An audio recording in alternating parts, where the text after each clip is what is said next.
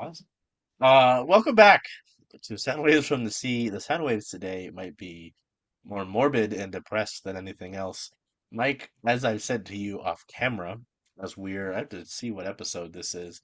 We're, I think, around the 30s range, which is kind of fun. Um, since the last episode we did, the club has not really had a strong run of form. Um, there was that win over FC Dallas is the last match before the last episode went out, right? Since then, the club has recorded just one win and lost their last two matches. And, the caliber of club that they're playing, Mike, you've kind of got this meme going now where it's like the Sounders are essentially reviving struggling Western Conference teams' seasons. This is the 32nd episode of the show. Yeah, you go on the road and you draw against, a Sporting Kansas City club that, like, at times has looked like maybe one of the worst teams in the league. Like, at least in terms of some of the deep analytics, like, that they're giving up, one of the worst teams in MLS history, at Even points. on face value, they look like the worst team in MLS history Yeah. too. So you go on the, sure, you're on the road, but you draw against them.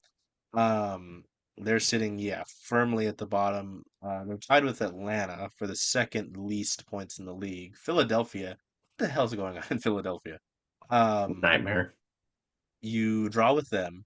You draw with San Diego, which is fine. They're 3 points out of the playoffs, but they're not quite the San Diego club that they were last year, of course.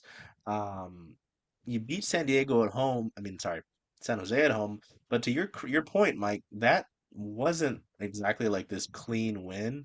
The one on the Like road they, in San Jose wasn't either, no, like but San Jose is a good team, but like I mean, you got to win at home. Like, come on. especially with how it started, the giveaway right in front of goal, that kind of weak pass. The Kalani agenda took a hit there. We will pretend that didn't happen. The men in black, you did not see this. Um, and then,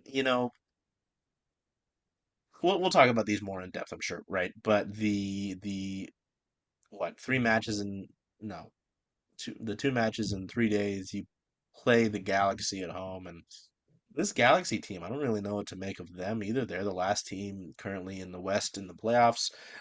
You lose to them by two at home, and then you go on the road the other day and lose to LAFC to close out the schedule before the World Cup coming up. So you're kind of, I mean, you've only won one of your last four. You go into the break on a two-match losing streak. I mean, it's perhaps outside of the obvious, which is the attack, right? Because outside of the San Jose game, you score just one goal a match in a couple of those, and then you get shut out in the last two. I don't know what sticks out to you about this club because they don't look like the team that started off the season really hot and had one of the better starts in club history, right? I think it's the midfield depth. I mean, obviously we'll get to the attack 'cause that's the attack is has been atrocious all year for honestly the past year and a half minus Dan Wasowski's hero ball last season. But the midfield depth is not there. Like if it's not Snyder Burnell or Cristian Roldan starting together in the midfield, then there's no control. Sonny Dotson has proven that he's not up to speed yet, which like yes, you want to say I was saying earlier in the season, give him more time, but like we're halfway through and he's shown nothing to indicate that he's even ready for first team ball. And I think the defense is doing just great. They're doing what they can, but they're being bombarded. And we've seen that with Nuhu and Jackson Reagan and Andrew Thomas all putting in man of the match performances week after week after Right. week. But like it's because they're getting no help in the midfield. Yeah, I mean, and I think we talked about this last episode with the depth on the back line. Like, it's nice to highlight Tino Lopez, excuse me, Alex Roldan shifting in to play center back. Um, and don't get me wrong, I do love the Kalani agenda, but Alex has taken some bumps, right? Um, it's been really rough, and they had Kim start the. I'm interested to get your thoughts on that because that was interesting to see Kim starting. because some folks were wondering, hey, what does Stu Hawkins need to do? Stu had a decent match with the Defiance somewhat recently, if I remember correctly. I know, MLS Next Pro doesn't directly translate, right? But, yeah, I mean, it's been tough without Yamar. I mean, you kind of realize if I think a lot of us understand how important Yamar is, but you kind of see his importance to the club, right?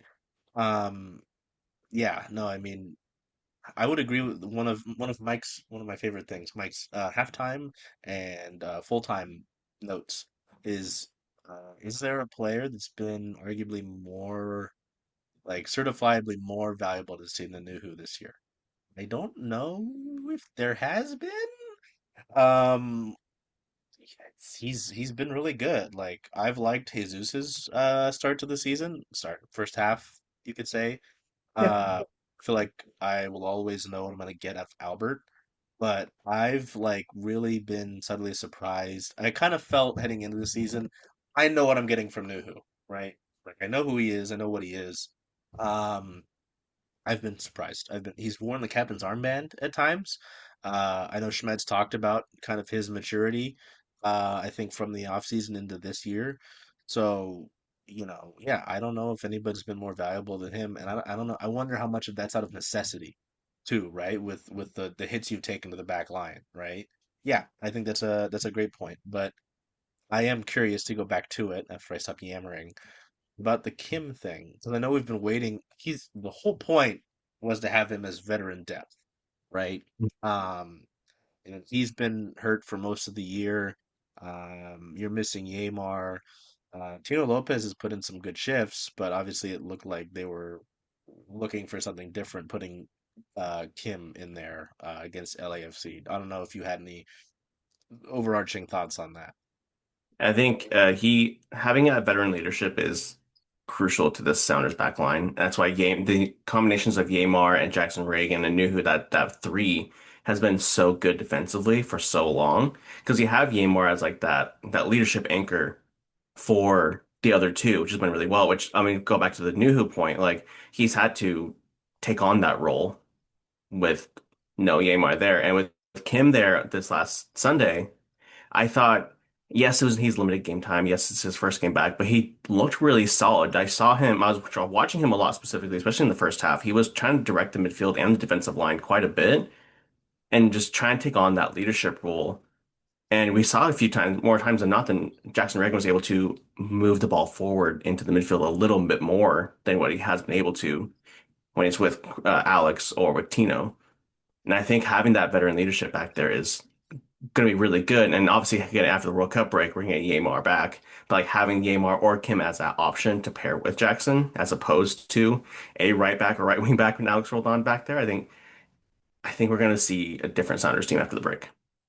Well, and to this another thing that Michael tweeted out, it's not like I don't mean to maybe kind of downplay the defensive efforts because as you've mentioned, they're I think tied with Nashville for the least amount of goals conceded this year Yes. um in MLS play, which is like I mean, what more can you ask?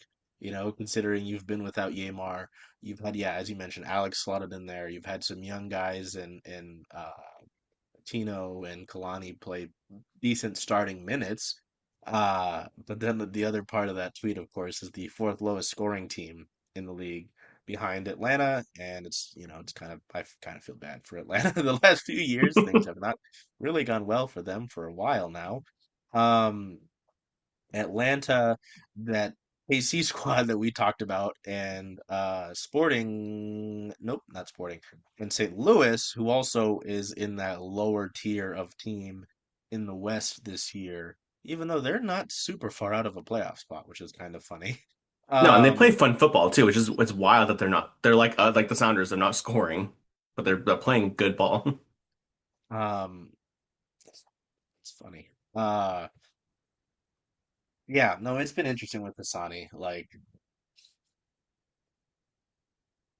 I don't want to totally beat down on him, but it is kind of funny how with his lack of true performance, as well as how good Snyder's looked. How much maybe it puts a glaring light on him. It's like, hey, Star's doing really well, and also you're not doing well. So it's just like there's more heat there, you know what I mean? It's like amplified. Yeah. Um, And Sex, I had a lot of high hopes for him going into the season. So I was like, oh, yeah, he's been injured, but he is one of the best ball progressors in the league when healthy. I was so excited. Now look at us. do you think it's just kind of further carrying over from what he was dealing with, or it truly is like really not being able to find footing, you know? Because I know, like, I remember being at training when he had his first few training sessions down at Longacres, and it was like it doesn't really take much to get acclimated with this group because I feel like he knew a lot of those guys. Um, and you know, you hear so much about this. Obviously, a lot of the Sounders group knows each other, right? They've been together for years. But yeah, it just doesn't look like he's truly clicked, you know? I think this might be just the gameplay itself. I mean, he's coming from after playing in Minnesota for so long, which they play such negative Yeah. football, and the Sounders put so much onto the two number eights to progress the ball, to move the ball forward, backwards, whatever else. They control the entire game, and I just don't think Hassani was ready for that, and he's still not ready for that. Yeah, it's been tough, especially, you know, how I am with the local angle, right, Mike? So, you know, that's been really tough. Specifically with I know you mentioned the midfield, but like with this attack, and I know it's something we all would like addressed. You know, lowest scoring, um, sorry, fourth lowest scoring team in MLS, and then just super glaringly obvious since the month of May started. One goal away at Sporting KC, which, like, again, with that Kansas City team, super rough, and they've conceded, what is this, the most in all of the league? Pretty sure I think them and Orlando, yeah. But then the week after the Sounders drew them, Cincinnati. they conceded six against the Timbers. Oh, wow. Yeah. KC, Orlando, Cincinnati's one worse than KC. Sorry, I really wanted to look at that. Yeah, so you do that. Um, San Diego, I mean, um, That one I won't fault. San Diego is a good team when they're right. on their day, they're a good team. It's just Yeah, at that no, time they were also it kind of shit in the compounds a bed. little bit, right? And then to not score anything against the Galaxy at home, you're playing the Galaxy at home. Uh, and then LAFC, like, it's tough because in a vacuum, maybe you're fine with it. It's frustrating that you still haven't won away in LAFC. Um, and they're not really the LAFC of old that you kind of worried about, you know what I mean? Mhm. Um, but obviously, where you don't live in a vacuum and these results kind of stack up after a while, uh, that match too was a very big because now LAFC what jumps you in the table. Yep. Yeah, and the Uh, Sounders are up to six now, yeah. I mean, yes, yep. they're only You like what, 2 points out of top four, but like right, and you've got two matches in hand against LAFC. Um, I don't know. Is like specific. I know you mentioned the midfield. I know how crucial the midfield is to an attack as well. But and I know going back to last year as well, it talks about who's in the attack, who's not in the attack, how they're performing is always going to be something, right? When you're not putting the ball in the back of the net. Um, I did find it funny. I texted you this right away when I heard it that the Apple comment, no, it was the Fox commentator, sorry, because it was on Fox, immediately thought that Jordan should be out on the wing in that match against LA. Um, I was screaming on my couch. I was like, finally, finally someone sees it. So yeah, I don't know. Is it as simple as that? Because I know Jesus has put together a pretty solid first half in terms of quality of play. You know, you've obviously had the kind of who's starting up top game, you know, when Danny's kind of got in here and there and he broke his tooth. Um, you don't quite have the depth as we talked about when Georgie got traded, right? You don't really have the depth to bring on necessarily a game changer quite yet. I know we'll talk about the potential transfer window because you'll get a second new transfer with Pedro. Yeah, I don't know. I'm curious your thoughts on state of the union essentially on the attack right now and what's not going well since the month of May started. Because yeah, you've got that one stretch, that one match against San Jose where you score three, but I mean, even before that, you scored four on St. Louis, three against Tigres. I know that was with some different circumstances. You haven't really been at high scoring before anyway, but obviously it's more glaring when you get shut out the last two matches, and the matches before that San Jose match were just the one goal. Mhm. I really do. I mean, obviously it's not simple just putting Jordan Morris on the wing, but I think putting moving Jordan Morris as a permanent winger, as opposed to him competing for minutes with Danny Musovski and Asazi De Rosario, I think can change the way this offense looks. I mean, we saw that immediately once Danny Musovski came on in like the what 50, 60th minute, whatever it was. Jordan Morris immediately had a blaring run down the left-hand side, beat his defender, was able to get the ball into Danny Musovski, who is right in on the 6 yard line, and hit it off the top post. Immediately, they both combined and created a goal scoring chance that could have changed the game completely. I really think that Jesus Ferreira is undroppable at this point. He has put in, I mean, he put in a fantastic defensive work against LAFC on Sunday, and he's been a key to the way the Sounders move the ball forward all season. And Rusnak is Rusnak. So like, yes, he'll quote unquote slow the ball down, but the way he's able to control the ball and activate the press as like that false nine-ish or 10, it's crucial the way the Sounders team play. So I really think it's moving Jordan Morris on the wing is simple, but you still need someone who's going to put those chances away, someone more consistent. Right. I hate to say it because I feel like I know an answer and I feel like I know what'll happen. I mean, do you think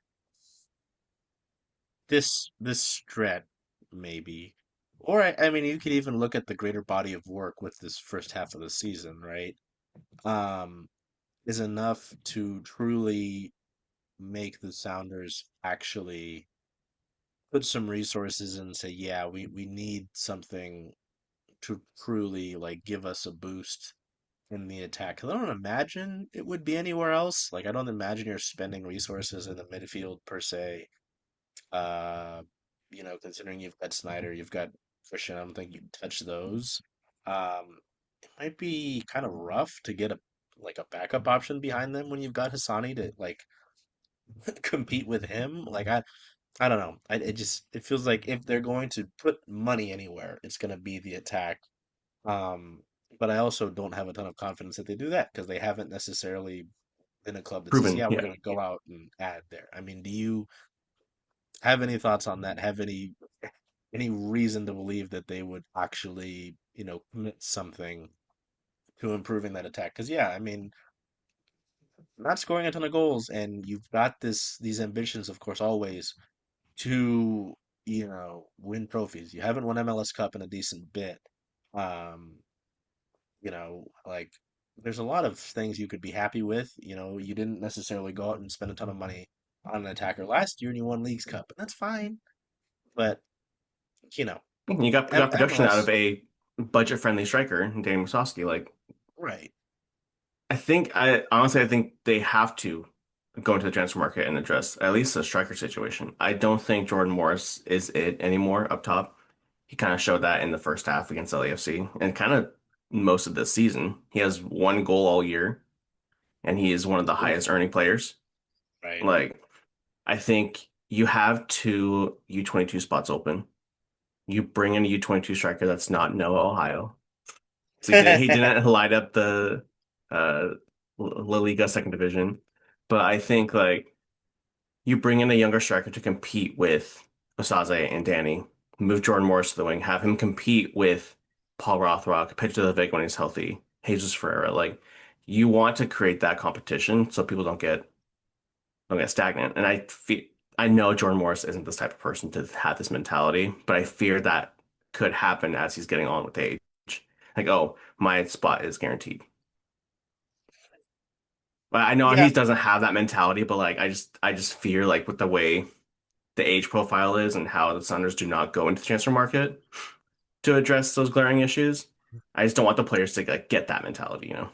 Right. No, 100%. And that's why it's just like I'm wondering, because it's not like any big club legend is retiring. There's no clear uh window that's closing, that they need to capitalize on per se, right? But also at the same time, um, to your point, you mentioned a young striker. Like they've talked about wanting to add someone that will benefit the club for years to come, right? And they really haven't added that sort of guy in the attack, right? Like, I mean, there was a whole Noah Ohio saga, and he's what, 23 years old, so Yeah. he would have fit that, right? Like don't get me wrong, I came into the season feeling really positive about Osaze, and the book's not closed, but like it was great to have see him have that moment against San Jose. That's great. Those are fun. But like in the starts he was getting earlier in the year, I can't say I saw a ton from him to justify giving him more starts. You know what I mean? Mhm. Um, like I don't know. How do you like? Obviously, we've talked about Jordan, but how would you kind of self-assess?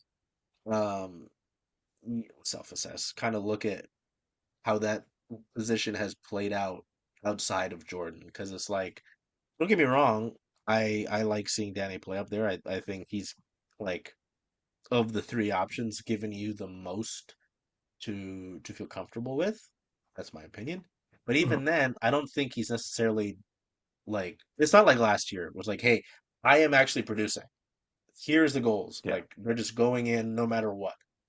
What are you doing? You know what I mean? Mhm. I don't think it's that this year as much. How do you view that? Yeah. No, he's definitely turned more into a facilitator almost at this point. Like when he's on the pitch, the Sounders play a lot better because he opens up space with his off-ball movements is so much better than anybody in that final third that the Sounders have right now. Like the way he's able to pull defenders and get into good spots, he just can't finish the ball, can't put the ball in back of the damn net. And I think Schmetz has mishandled the striker situation from day one. I think because you have a guy who was on the brink of breaking a single season club record for scoring last year. You take him off of it. You say, "Hey, sorry, my guy's here. You're not getting more chances. Bye." And then going to the preseason, you're like James Husband was confident. He's like, "Oh, I'm gonna have the chance. I'm gonna be the starting striker. I can get the goal going again, just like I did last year." And then Schmetz is like, "Nope, sorry. The kid who came from our academy. He's scoring in preseason in friendlies. I'm going to make him my starting number nine for the first 5 matches. You get bench time. And I think doing that, you're not putting any confidence in your strikers. And then Mm, he's doing that again to Osaze. Okay, Osaze's not scoring. Let's get Danny in. Danny gets some game time. Osaze gets no game time, gets 10, 15 minutes off the bench here and there. He's not allowing the strikers any time to get going, right. which when you're a striker, you need that game time and that game state to get the ball going. And he's not allowing that because he keeps changing, like, oh, ride the hot hand. And we saw this when Jordan Morris was coming on as a striker for Raul Ruidiaz, where he didn't really fit the style of play, but he was still scoring goals. And then again, the pattern is there. And I just feel like if Schmetz just stuck to one single striker, focus on him, focus the play through him, it would be so much better. Yeah, no, that's a good point. Especially kind of looking at this season. Yeah, there's like you look for consistency. I mean, any obviously they're different things, but so many different positions. Um, you look for I don't know, that consistency, right? Something to build upon. And you have not really had that up there. So yeah, no, that's a good point. And like we've talked about, I just don't have a ton of confidence that there will be this, desire and urgency, I would say, to go out and kind of change anything there. Because what what uh what reasons are there to believe that there will be urgency, Mike? If there are any. Like We haven't they've shown kind that. of shown that they're happy with what they've got, and that's fine. Like that's a different aspect of believing in your guys, but also, again, you continue to talk about the standard of the club, right? The standard of wanting to win trophies, add the trophy case. Um, am I crazy to say that I don't think anybody in the West is like unbeatable this year? No, God no. Right? So it's like you might be 8 points behind Vancouver in the standings, but I really I don't sit here and quake in my boots looking at Vancouver. You know what I mean? Mhm. Um, Nashville, I didn't expect Nashville to be leading the Supporter Shield race, but I don't But again, know. they're a team that Sounders can beat. Right, No team in this league right now this year in 2026 is unbeatable, which is right. super There's fun to say, but no like, monster that you're looking at and like, oh, I hope I don't face them. Of course, a few years ago it was LAFC. They were the boogeyman. You couldn't beat them. And then of course there's that match down in LAFC. I still remember shrieking at the top of my lungs. Um, like, yeah, that's my issue. Will always be opportunity in front of you and not capitalizing on it, right? Um, it's like I said, there's no big bad. You are a club that's won things before. It's not like you'd go into the playoffs and you've got first playoff jitters and you're nervous and these guys don't know how to win. No, they know how to win, but they need more, and it's yeah, not a ton more. God damn it. Um, but I they think that do that need last push will get them over right. that Yes, line. that's my point. That's my point 100%. Um, so um, The dream would be yeah. Julian Hall from New York Red Bulls. I would love that. See, Use that's a that name I couldn't U22 think of. spot. Yeah, I mean, they've talked about wanting to do that. Or Preston Judd at San Jose. Why not? Oh Seattle God, is can you better imagine? than San Jose, personally, as a Just city. have Paul Rothrock tell him that after Paul thought about going there. Like, hey, Ooh. bro, you don't want to stay there. Um, I guess to kind of round it out, um, we should talk about a good thing, and a guy who's actually doing something, who has produced. Cristian Roldan, of course, obviously officially named to the USA's 2026 World Cup roster. There was the leak that he was on. I don't think there was ever any doubt he was going to be on it.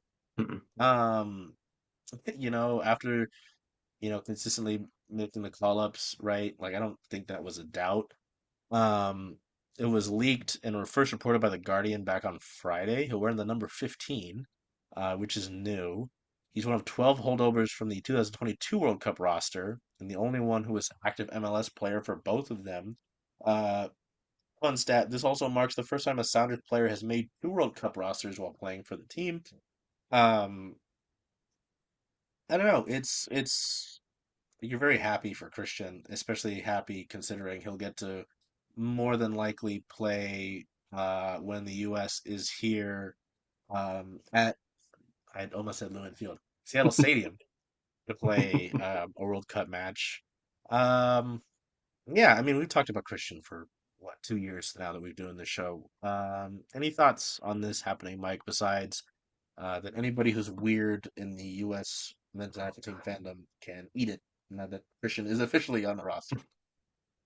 I mean, like you said, there was no doubt. Like he's been one of Poch's men from like what day one, almost day one, Pretty and much. he's put in consistent enough performances for the men's national team since Poch became the coach. And it's like, why would you fault someone who grew up in the traditional American system, playing for a club in or a club wherever he's playing, and then he went to college and plays in your domestic league? Why would you be mad about a player making the World Cup squad doing that? That's just as much as I hate it, it's proof that the American system does can work in the right circumstances. Yeah. Real re real hardworking American boy right there. I mean, yeah, he A real did American. things hard way, right? I mean, this isn't a guy who's like necessarily super flashy at anything, I wouldn't say. Hmm. But he's like a player that you can depend upon. He's reliable. I mean, we saw that last year, right? With how much he played and how much he did for you. Um, like I there's even taking out the Utah bias and the local bias. Um, I don't know if you just put Christian Roldan and his body of work and you told me how he plays. and just like put a big like mystery sheet over his head. Like, yeah, that's probably a guy you'd want on this roster. Yeah, Like, he's hardworking. Like, right. Like he's got a good motor. I don't see he doesn't Christian is not a drama guy, especially knowing the drama the last few cycles with the you see what I mean? Like I don't get the issue with him. Uh, no, you know, there shouldn't be an issue, but yet people are making it one. right. And just to, So like address like the people that are like complaining like, oh, no Tanner Tessman, no Aiden Morris. Like the reality is both of those players should have been on this roster, but that doesn't mean Cristian Roldan does not deserve to be on this roster either. yeah, you I know, just think that like Potts just made a mistake calling in 10 fucking defenders for no reason. Just because Chris Richards might not be ready, but like yeah, outside of Christian, I have no comments on the U.S. team. I have no comments on the U.S. team. I have no comments on how he chose to not call players who didn't make the roster. Comments. no That's not comments, no my comments. issue. That's not what we do here. We are here. We are Christian Roldan FC for the World Cup. That's what we are. Um, I honestly think Christian is gonna play a lot more than people expect. really? Just based on the player profiles of who's in the midfield. Okay. Like I guess Christian is like a direct like backup for Tyler Adams, who plays the closest to him, like closest style. But Tyler Adams also likes to kind of be a bulldog. He likes to roam around, like stay out of the Mm, midfield, get the ball, progress forward, move forward a little bit. Like he doesn't stay in place. I wouldn't hate seeing Tyler Adams and Christian Roldan start multiple games in the World Cup. It would make mm. sense. I mean, it probably won't happen. Then Christian's going to be a sub or like play the second game or something. But like, Hey, as it long as can he's happen. playing in the match against Australia here, Oh, you know he will. He'll probably get a you start. know, now that we're talking about it, I don't really like the like peppermint candy cane kit as much, Is but this supposed to be a the Waldo kit? Like a I play on the think it Waldo? is. Oh, boo. That would make sense, but I kind of like the stars one that's like black, just because it's Christian Roldan. I might. I'm not a big like super patriotic guy, but I might have to look. $100. Christian, never mind. I'm good on that. We'll Okay. wait. We'll get at Ross or Burlington later. Yeah, there you go. Yeah, I mean, I think we covered a lot of it. It's just kind of been the fresh, we kind of broke down position group by position group, uh, how this team has been failing to score, and our concerns with the more than likely lack of spending at the Top end. footballing game. And Christian, of course. Yes, and Christian. Any any other thoughts, Mike? I mean, at the end of the day, the Sounders are still in a good spot. They've only lost one in the last like 10 games. Like they're in a good spot. It's just we still have to address the fact they're not scoring. And I think Yeah, people that are being too like they're being too much of an optimist and saying like, oh, it's the Sounders are doing really good still. They're only 2 points out of fifth or out of fourth. But like the reality is they're not scoring. And right. if you want to be an elite team like the Sounders want to be, you have to get the ball in the back of the net. I think, like you said in one of your post game thoughts, notes, like great time for the break. You need to reset, unplug, whatever. I know they'll probably have some training They have at 18 some days point. off. Okay. Reset, unplug. This carries over, you've got a problem. Especially what? Because you're playing Portland, doesn't have a coach at home, right? Am I correct on that? Yes, that's the first game back. So, like, there's an opportunity to punch Portland in the mouth right away.